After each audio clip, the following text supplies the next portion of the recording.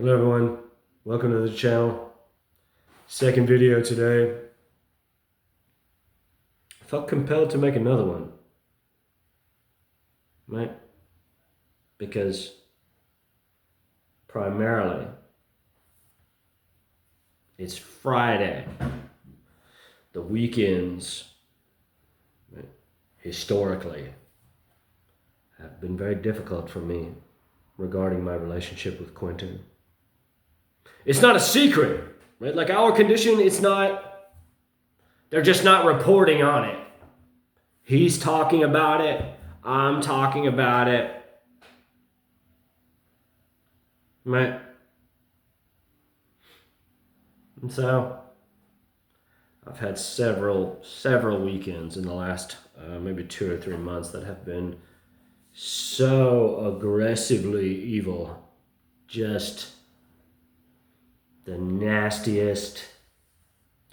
There's no grace, no salvation in his behavior, him and the people around him, which they stole from me, right? And so in that way, hopefully it is just psychological warfare. We're on the frontier. We're pushing the boundaries of clairvoyance, right? We're really like touching on the palpable power associated with the mind, right? That I've always lived according to this understanding that mind permeates all, right? And through your mind, right, you can mutate, manipulate, fracture the hologram, which is embedded in every cubic centimeter of space, towards the end of your intention, your desire, your will. Right? That's right. That's been the game the whole time. Right? And so now that he's stolen my wisdom, we really are. We're just right there. Right? And so, right? Evil is easy. There's nothing graceful about what he's been doing. He stole it from me. Right?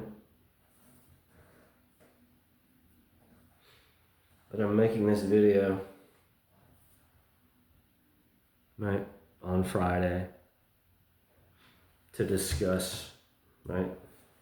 And everything that you're interested in learning about, right? Like that video, A Plea to the Pope, it really does. It explains everything that's been occurring as far as what they do, right? That there's 3 or 4 of them around a fetish, right? Is it my bust?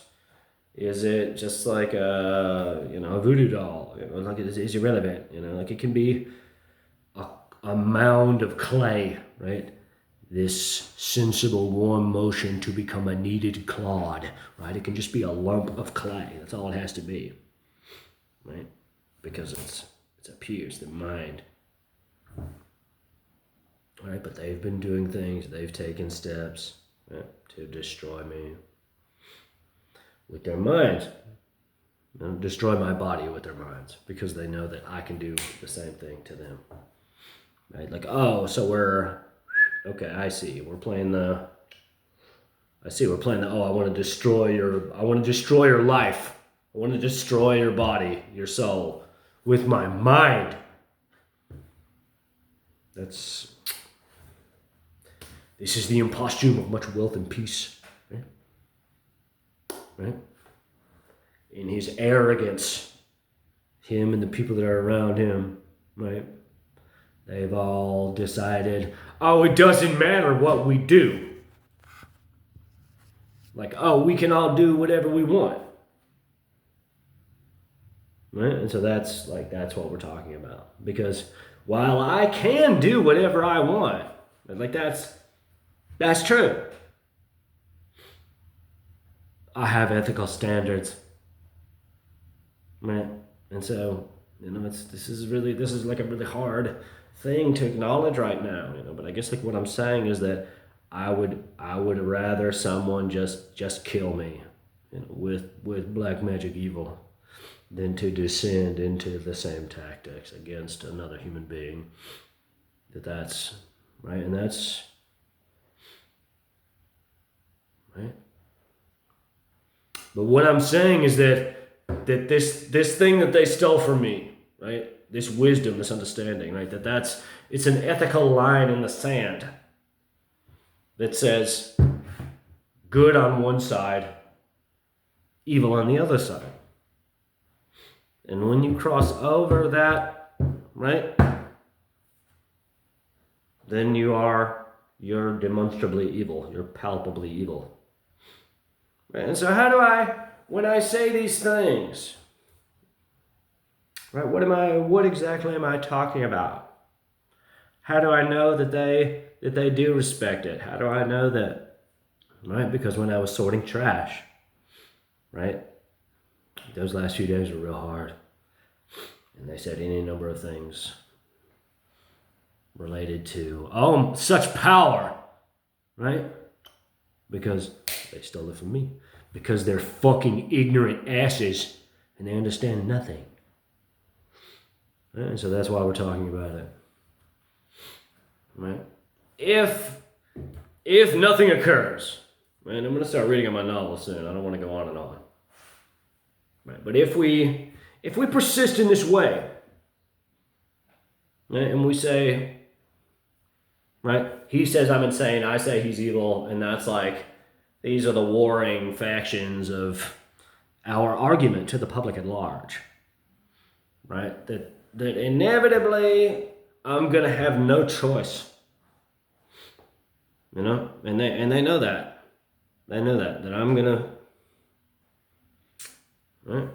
That I'm gonna have to build my coven and watch Quentin and Daniela, right? And R. Emanuel and Mike Simpson, right? And Stacey Scher, right? And all these people forever.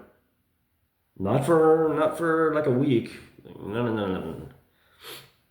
Because this is what he's gonna do to me, right? And if I assume anything less, right, then I'm giving him permission to, right, hold dominion, Malkuth, over my soul. And since I don't do that, never have, never will, then we both have no choice but to watch the other one forever. But this is, right? That for a long time, right, I let him run amok in my mind because I felt guilty about Tribeca, right? So there's the ticket, right? Screening of Jackie Brown, right? He needed me to bark like a dog. And when I didn't do it, right, at first I was arrogant and I said, this is bullshit that we're like still doing this, and that is true. That's not true. That's not true, I mean.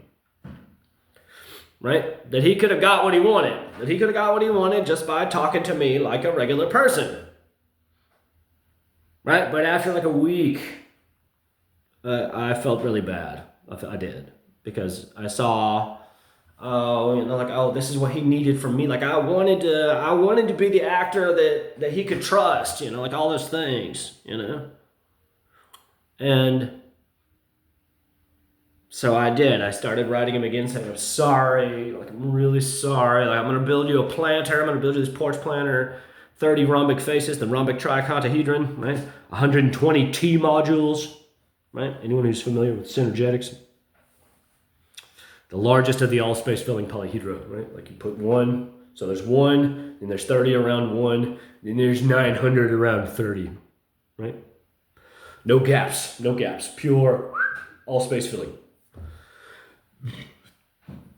Right, but I wanted to give him that. I wanted to spend that 300 hours. And of course, he watched me while I was doing it and said, arts and crafts is for fags.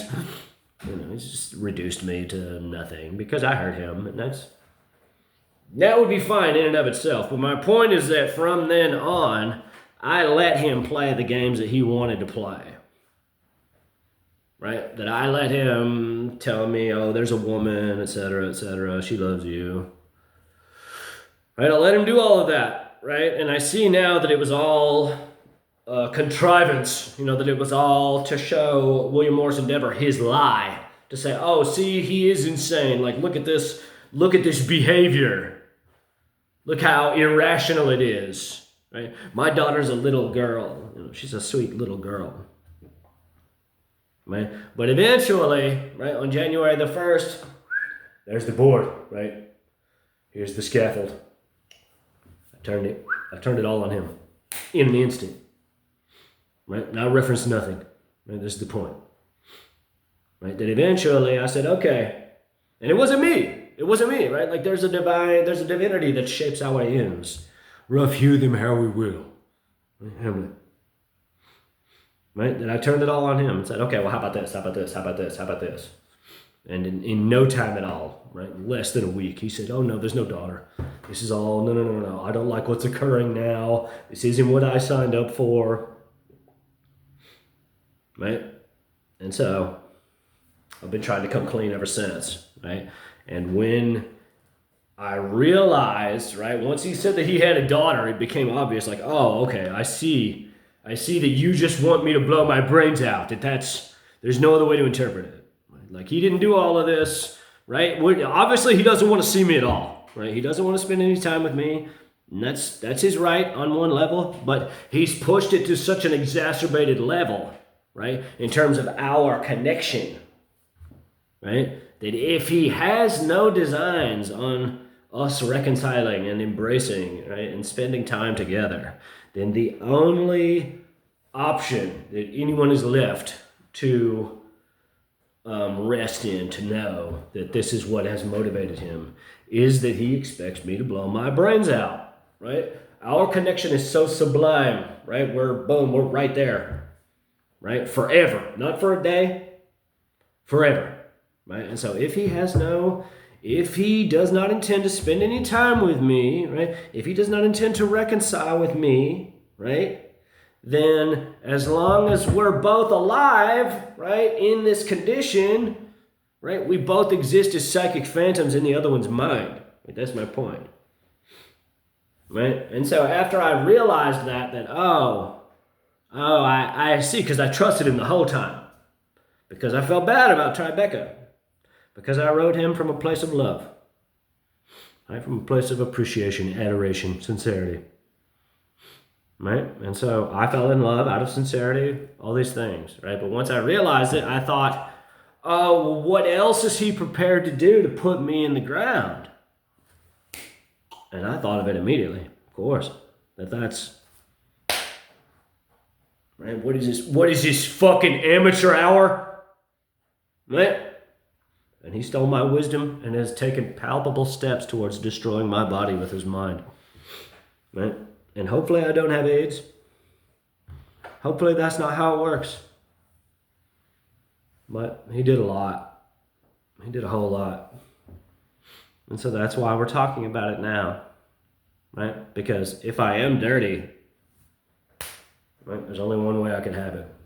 Right? I haven't had sex in a long time. And I've never shared needles with anyone, ever. I've never even used needles. Right? So, we're talking about it.